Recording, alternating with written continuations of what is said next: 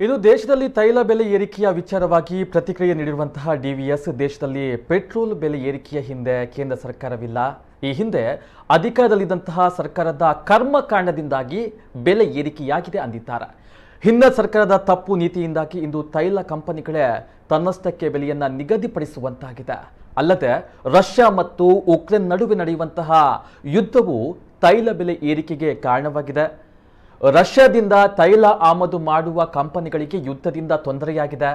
ಇದರಿಂದಾಗಿ ಬೆಲೆಯಲ್ಲಿ ಈ ರೀತಿಯ ಏರಿಳಿತಗಳು ಆಗ್ತಾ ಇವೆ ಎಂದಿದ್ದಾರೆ. ಇದೇ ಸಂದರ್ಭ ಸಹಕಾರಿ ಬ್ಯಾಂಕುಗಳನ್ನು ವಿಲೀನ ಮಾಡಲಾಗುತ್ತದೆ ಎಂಬ ವಿಚಾರವಾಗಿ ಸ್ಪಷ್ಟನೆ ನೀಡಿದಂತಹ ಮಾಜಿ ಮುಖ್ಯಮಂತ್ರಿ ಡಿ.ವಿ. ಸದಾನಂದಗೌಡರು, ಇಂತಹ ಯಾವುದೇ ವಿಚಾರ ಸರ್ಕಾರದ ಮುಂದಿಲ್ಲ. ವಿಲೀನ ಮಾಡುವುದಿದ್ದಲ್ಲಿ ಸಹಕಾರಿ ವ್ಯವಸ್ಥೆಗಾಗಿ ಹೊಸ ಇಲಾಖೆ ಮಂತ್ರಿಗಳನ್ನ ಮಾಡ್ತಾ ಇರಲಿಲ್ಲ. ರಾಜ್ಯದಲ್ಲಿ ಎಲ್ಲ ಸಹಕಾರಿ ಬ್ಯಾಂಕುಗಳು ಉತ್ತಮ ಕೆಲಸವನ್ನ ಮಾಡ್ತಾ ಇದೆ. ಆರ್ಥಿಕ ಸಬಲೀಕರಣಕ್ಕೆ ಸಹಕಾರಿ ರಂಗದ ಕೊಡುಗೆ ಸಾಕಷ್ಟು ಇದೆ. ಆದರೆ ಸಹಕಾರಿ ರಂಗವನ್ನ ತಮ್ಮ ಸ್ವಾತಂತ್ರ್ಯಕ್ಕಾಗಿ ಬಳಸಿ ರಂಗವನ್ನ ನುಂಗಿ ನೀರು ಕುಡಿದಿರುವುದೂ ಇದೆ. ಇಂತಹ ಬ್ಯಾಂಕುಗಳನ್ನ ಖಂಡಿತವಾಗಿ ಮರ್ಜ್ ಮಾಡುವ ಕೆಲಸ ನಡೆಯಲಿದೆ. ಇಂದು ಸಹಕಾರಿ ಬ್ಯಾಂಕುಗಳ ಮೂಲಕವೇ ಸರ್ಕಾರ ಹಾಲಿನ ಪ್ರೋತ್ಸಾಹಧನ, ರೈತರಿಗೆ ಶೂನ್ಯ ದರದಲ್ಲಿ ಸಾಲ ನೀಡುವಂತಹ ವ್ಯವಸ್ಥೆಯನ್ನ ಮಾಡಿದೆ ಎಂದರು. ಯಾವುದೇ ಒಂದು ಸರ್ಕಾರಗಳು ಮತ್ತೊಂದು ಮಾಡಿದ್ದಲ್ಲ. ಹಿಂದಿನ ಸರ್ಕಾರಗಳು ಮಾಡಿದ ಕರ್ಮಕಾಂಡದಿಂದಾಗಿ ನಾವು ಇವತ್ತು ತೈಲ ಕಂಪನಿಗಳು, ಬೇರೆ ಕಂಪನಿಗಳು ತನ್ನಷ್ಟಕ್ಕೆ ಅದರ ರೇಟನ್ನು ನಿಗದಿಪಡಿಸುವಂಥದ್ದು ಒಂದಾಗಿದೆ. ಎರಡನೇದಾಗಿ ಇವತ್ತು ಉಕ್ರೇನ್ ಮತ್ತು ರಷ್ಯಾದ ಆ ಒಂದು ಯುದ್ಧದಿಂದಾಗಿ ರಷ್ಯಾದಿಂದ ಹೆಚ್ಚಿನ ಈ ಪ್ರೈವೇಟ್ ಪೆಟ್ರೋಲ್ ಬಂಕ್ಗಳು ಇದೆಲ್ಲ ಇದ್ದಾವಲ್ಲ, ಇದು ರಷ್ಯನ್ ಇದನ್ನೇ ಯಾವುದನ್ನು ಆಯಿಲನ್ನು ಡಿಪೆಂಡ್ ಆಗಿರುವಂಥದ್ದು. ಆದ ಕಾರಣ ಫ್ಲಕ್ಚುಯೇಷನ್ಸ್ ಆಗಿದೆ. ಸ್ವಲ್ಪ ದಿನ ನಾವು ಇದನ್ನು ಸರಿ ಮಾಡಲಿಕ್ಕೆ ಎಲ್ಲ ಪ್ರಯತ್ನಗಳನ್ನು ಮಾಡಿ ನಾವು ಕಡಿಮೆ ಮಾಡುವಂಥ ಪ್ರಯತ್ನಗಳನ್ನು ಮಾಡಬೇಕಾಗಿದೆ ಎಂದು ಹೇಳಿದ್ದಾರೆ. ಅವರೆಲ್ಲ ಇದನ್ನು ಅರ್ಥ ಮಾಡಿಕೊಂಡ್ರೆ ಸಾಕು.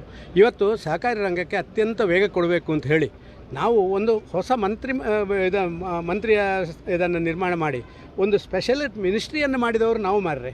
ಮರ್ಜು ಮಾಡೋದಿದ್ದರೆ ನಾವು ಯಾವಾಗಲೇ ಮಾಡಿಬಿಡ್ಬೋದಲ್ಲ. ನೋಡಿ, ಎಲ್ಲೋ ಇದಕ್ಕೆ ಸಹಕಾರಿ ರಂಗ ಮುಂದಿನ ದಿನಗಳಲ್ಲಿ ಈ ಎಲ್ಲ ಪ್ರಶ್ನೆಗಳಿಗೆ ಉತ್ತರ ಕೊಡುವಂಥದ್ದು, ನಿಮ್ಮ ಆರ್ಥಿಕ ಸಬಲೀಕರಣ ಇರ್ಬೋದು, ಇವತ್ತು ಸಾಮಾನ್ಯ ರೈತ ಬಾಕಿಯವರ ವ್ಯವಸ್ಥೆಗಿರ್ಬೋದು ಮಾಡುವಂಥದ್ದು ಇವತ್ತು ಅವರು ಮಾಡುವಂಥದ್ದು. ಆದ ಕಾರಣ ನನಗನ್ನಿಸ್ತದೆ ಈ ರೀತಿಯ ಹಾರಿಕೆ ಸುದ್ದಿ ಹರಡುವುದರಿಂದ ಏನೂ ಪ್ರಯೋಜನ ಆಗೋದಿಲ್ಲ. ನಾವು ಮರ್ಜರ್ ಖಂಡಿತ ಮಾಡ್ತೀವಿ. ಎಲ್ಲ ನುಂಗಿ ನೀರು ಕುಡಿದು ಅಲ್ಲಿರುವಂಥ ಮೆಂಬರ್ಗಳಿಗೆ ಅನ್ಯಾಯ ಆದರೆ ಅವನಿಗೆ ನ್ಯಾಯ ಕೊಡಲಿಕ್ಕೆ ಬೇಕಾಗಿ ಮರ್ಜ್ ಮಾಡ್ತೀವಿ. ನಾವು ಮಾಡೋದಿಲ್ಲ ಅಂತ ನಾವೇನು ಹೇಳಲ್ಲ. ಎಲ್ಲಿ ಇದರಿಂದಾಗಿ ಬದುಕುವಂಥ ಗುಂಪುಗಳು ಇವತ್ತು ದುಡ್ಡು ತಿಂದು ಹಾಕುವಂಥವರು ಸಹಕಾರಿ ರಂಗದಲ್ಲಿದ್ದರಲ್ಲ, ಅಂಥವರನ್ನು ಮೆಟ್ಟಿ ನಿಲ್ಲುವಂಥ ಪ್ರಯತ್ನಗಳನ್ನು ಮಾಡ್ತೀವಿ. ಸಹಕಾರಿ ರಂಗ ಅಂತ ಹೇಳಿದರೆ ಒಬ್ಬ ಸಾಮಾನ್ಯ ಸದಸ್ಯನಿಗೆ ಎಷ್ಟು ಗೌರವ ಸಿಕ್ಕಬೇಕೋ ಅದು ಅಧ್ಯಕ್ಷನಿಗೆ ಸಿಗುವಷ್ಟೇ ಅವನಿಗೆ ಅಲ್ಲಿ ಸಿಕ್ಕಬೇಕು. ಮತ್ತು ಸರ್ಕಾರಿ ಎಲ್ಲ ಸೌಲಭ್ಯಗಳು ಬರಬೇಕು. 5 ರೂಪಾಯಿ ನಾವು ನಿಮಗೆ ಇದು ಕೊಡ್ತೀವಿ, ಯಾವುದು ಹಾಲಿಗೆ ಪ್ರೋತ್ಸಾಹಧನ ಕೊಡ್ತೀವಿ. ಯಾರು ಕೊಡ್ತಾರೆ? ಎಲ್ಲ ಈ ಸಹಕಾರಿ ಸಂಘಗಳ ಮುಖಾಂತರ ಕೊಡ್ತೇವೆ. 0% ನಾವು ಇದು ರೈತರಿಗೆ ಸಾಲ ಕೊಡ್ತಾ ಇದ್ದೀವಿ. ಇದೆಲ್ಲವೂ ಕೂಡ ಸಹಕಾರಿ ಸಂಘಗಳ ಮುಖಾಂತರ ನಾವು ಮಾಡ್ತಾ ಇರುವಂಥದ್ದು. ಆದ ಕಾರಣ ಎಲ್ಲೋ ಸಹಕಾರಿ ಸಂಘಗಳು ತನ್ನ ಅದ್ಭುತವಾದಂಥ ಕೆಲಸ ಕಾರ್ಯಗಳಿಂದ ಜನರಿಗೆ ಹತ್ತಿರವಾದಂಥ ಒಂದು ಸಂಘಟನೆಯಾಗಿದೆ. ಅದನ್ನು ನಾವು ಉಳಿಸ್ಕೊಳ್ಬೇಕಷ್ಟೇ.